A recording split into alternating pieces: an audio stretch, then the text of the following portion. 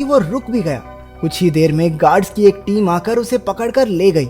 देश की सबसे कड़ी सिक्योरिटी की जेल भी सुजुकी को नहीं रोक पाई, इसलिए मिस्टर कानीमुरा ने उसे धरती की सबसे खतरनाक जेल प्रिजन आइल में भेजने के ऑर्डर्स दे दिए। प्रिजन आइल किसी मामूली जेल की तरह नहीं थी, वो समंदर के बीचों बीच बनी थी जहां लगातार तेज बहाव रहता था, और सबसे जरूरी बात वहां ट्रेन की पटरी तो बिल्कुल नहीं थी, और तो और समंदर शार्क से भरा हुआ था, इसलिए वहां से भागकर बच निकलना एकदम नामुमकिन था। जेल के अंदर के हालात भी इतने ही खतरनाक थे। पूरी जेल में चारों ओर हजारों गार्ड्स थे, और अगर कोई कैदी भागने की कोशिश करता तो उसे देखते ही गोली मार देने के ऑर्डर्स थे। जब सुजुकी वहां पहुंचा तो उसे तुरंत उसके सेल में बंद कर दिया गया। वो कोई कमरा नहीं बल्कि कुछ रॉड्स थी जिन्हें सुजुकी के शरीर के आसपास ऐसे जोड़ दिया गया था जिससे भागना तो दूर वो हिल डुल भी ना सके।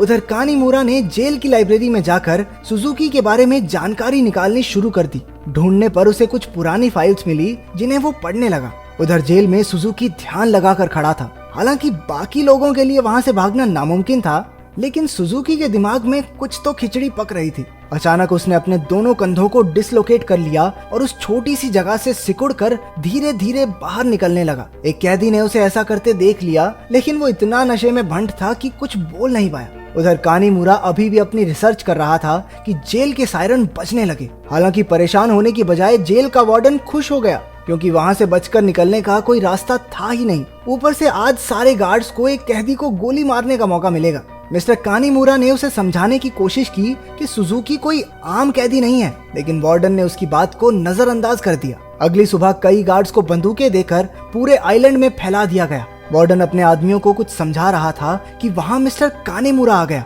उसने वार्डन को बताया कि सुजुकी असल में अपने बाप को ढूंढने आया है जो इसी आइलैंड पर कैद है। ये सुनकर सब हक्के बक्के रह गए, और तभी सुजुकी की असलियत का खुलासा हुआ। असल में अब तक जो भी हुआ वो सब सुजुकी के प्लान का एक हिस्सा था। वो बार बार जेल से भागकर जानबूझकर पकड़ा जाता था ताकि आखिरकार प्रिजन आइल तक पहुंच सके। उसका असली मकसद था अपने पिता को आजाद करवाना।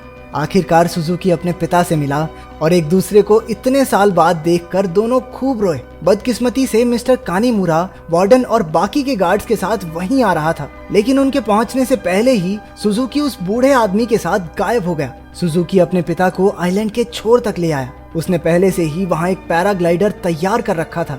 दोनों पैराग्लाइडर पर चढ़े और दूर उड़ गए। दूसरी ओर मिस्टर कानीमुरा ने एक बूढ़े आदमी से बात करने की कोशिश की जो सुजुकी के पिता के साथ ही कैद था।